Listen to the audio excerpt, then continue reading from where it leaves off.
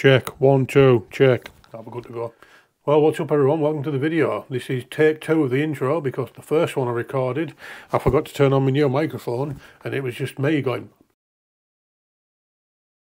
Yeah, welcome to the video, let's get into it. I'd just like to give a quick shout out to my sponsor, China Hobbyline, who supplied the batteries for this video. Check them out, I'll put a link down in the video description to their website. It's not an affiliate link or anything, it's just a link that takes you to their website. So, welcome to this week's video. Now in this week's video we're going to be having a look at a couple of quads. Now if you'd have seen a couple of videos ago, I actually did one on the Beta FPV Pavo Pico. Great little thing this, I do like it. It does have its flaws, but I still really enjoy flying it, and it's quite capable for what it is. Now in that video I said I was going to have a look at getting its big brother, the Beta FPV Pavo 20. And here we are. Now, I'm not going to do a review on this or an unboxing or anything like that. I just thought it's, you know, that's been done to death. It's not a new quad, this, it's new to me, but it's not new out. So what I thought I'd do is try and make a video and help people decide, you know, if you're looking into these sort of quads, which one should you get, which is better. So we'll have a quick run through with the specs of each one of these and we'll take them out for a fly. That's if it ever stops raining. So, right, let's go. So we'll start with a Pavo Pico. Like I said, I've already done a review on this, which I'll put a link, whichever side. I always forget which side it is. I'll put a little card up there now, and I'll put a link to in the video description as well, just if you want to check that out. So yeah, this is a 2S quad. You've got the Beta FPV 1102 14,000 kV motors on, 45mm tri-bladed props from Gemfan. Now, you'll notice this is blue when you do buy it. It's black. I put the frame and different coloured props on, but these are the same props that you do get in the pack, so there's not going to be any cheating or anything like that. Yeah, it's got a small little carbon fibre frame, little ducted whoop, little cage on the top, and obviously O3 air unit and camera mounted on there. Now, the flight controller of this is a 20, I think this is a V2. This is a 20 amp all-in-one that runs 2 to 3S. It's actually the same one that's in the Pavo 20 and all, so there's something it does have in common. So yeah, it's a real solid little flight controller there. And on this one I've also got the LED strips around the outside. So taking a look at the Pavo 20, obviously straight away you can see it is slightly bigger, and that's because this one runs 2-inch props.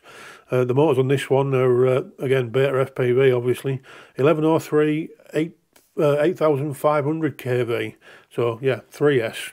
So hopefully with the bigger props and a bit more power, it should be a little bit more capable outside than the Pico, but we'll have a look at that when we get to the flight section.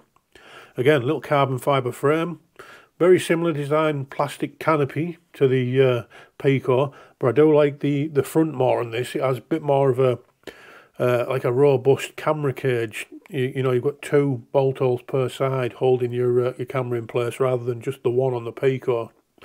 Now, like I said, this is a 3S quad, but it does use the same all-in-one as the Pico, the 2 to 3S, 20 amp. And unlike the Pico, this has a little battery strap underneath rather than on the Pico. You're sort of limited to what batteries you can use, because they have to fit in this slot underneath, you know. I mean, there is a lot that do fit in there, but it does limit you really, because there is some that won't. Whereas on this, you've got like a little sort of couple of pads there. It does slightly limit you in width, but in depth you can put wherever you want on.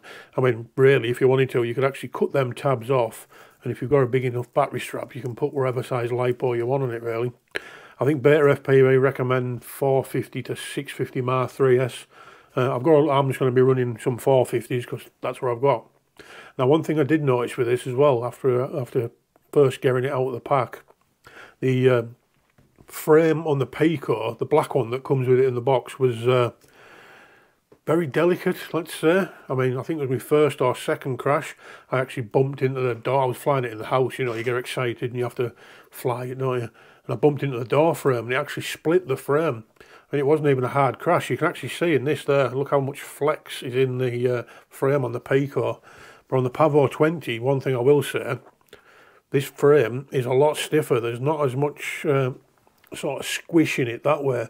It should be a lot more impact resistant, which hopefully should be anyway, because there's a bit more mass in this than there is with this. I forget the weights off the top of my head. I'll put a little thing below now. There you go. There's the Pico with the 20, and there's the weights below. Now that's without batteries, and that's with the LEDs, so...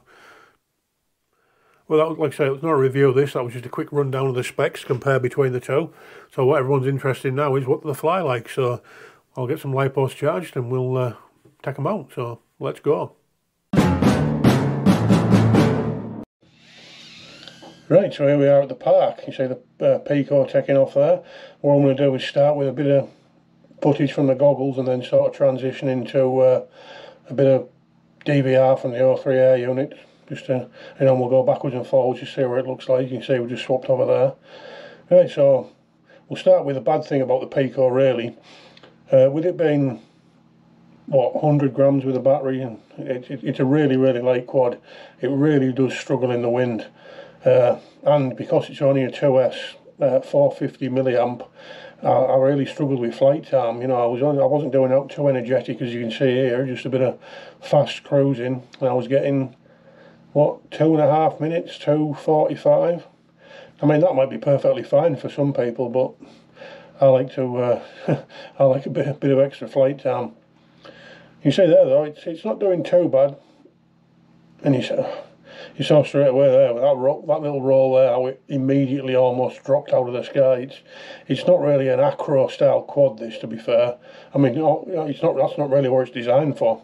It's good for this sort of stuff, you know, sort of slow cruising around in between objects and stuff like that. You can see I've got a bit of an angle on there because I am fighting against the wind, but the O3 really does look good. This is, like I say, this is just goggle DVR, this, but it still looks better than, I remember when I started with the Runcam 5 Orange, it looked terrible. Back into a bit of stabilised footage here from the O3 Air unit. I'll just run it through gyroflow. Like I say, this is the sort of thing that the Pico is good for, you know, cruising about.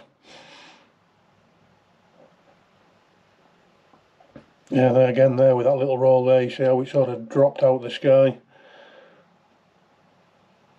Yeah, not a bad little thing, but probably not the best quad for outside, to be fair. Really more of a indoor sort of thing. And there we are landing. Right, so now we're going to have a look at the Pavo 20. Now, as soon as I took this quad off, straight away I could say, oh yeah, this is so much better. With it having 2-inch props and being on 3S, you've got that instant more power. You can see here it's going a lot faster than it was with the Pico.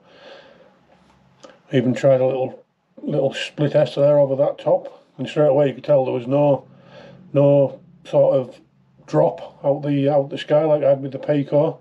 This is a lot more capable, let's say. I mean, don't get me wrong, it's not a freestyle quad, but it just felt a lot more controllable, a lot more stable in the air. I mean, don't get me wrong, it's not as good as a 5-inch, it's never going to be, but that's not what these things are for. Now I'm running this with a 450 milliamp hour high volt 3S battery, and flight time, what was I getting? I think my best was 4 minutes 40 seconds. I mean, this was just with some fast cruising in and out of, you know, the bits in the park like this, and a little bit of freestyle, you know, some flips and rolls, nothing too dramatic, because again, you know, this quad isn't built for freestyle, it's more of a park cruiser, you know, which is why I brought it here to try that out. But I do like this a lot more than the Pico. I think it's probably, you know, if you're going to buy one, I'd probably go with the Pavo 20 over the Pico, but we'll go into that after the flight footage. Little bit of prop wash there, but you know, again, this is a ducted whoop. It's not going to be fantastic at acro. And looking at this footage now, you can see it's a lot faster, you know. Anyway, I'm coming to the end now, so right, let's go back to the bench and we'll give my final thoughts. Well, so there we are, a bit of flight footage there, finally. As you can tell, new hoodie, that means only one thing, new day of filming. The weather's been not the best, it's been a bit windy and all that, but we finally got some sunshine, so I managed to get out. So the only question remains now, really, is out of these two, which one do I think you should buy?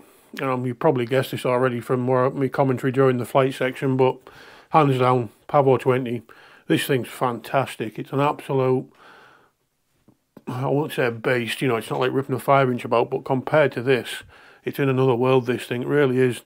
You know, it's so much more controllable. It's got so much more power, far more flight time, so much more stable in the air. And you know, with the O3, you're always going to get the same amount of footage, the same quality footage, regardless of which one you use. But yeah, this thing's great. You know, the only reason you should buy the Pico really is if you have to be 100 grams or less. You know, even flying indoors, this thing's so much better. I mean, the flight time alone, 2.5 minutes, 4.5 minutes. You know, there's no question. Buy this one. Well, there we go. Thanks for watching this video. I hope I've helped you make a decision on which one to buy. If I have, please let me know in the comments. And also, any questions, please let me know in the comments. I really hope this video has helped you out. And if you have enjoyed it, please think about giving it a thumbs up and subscribing. And we'll see you in a future video.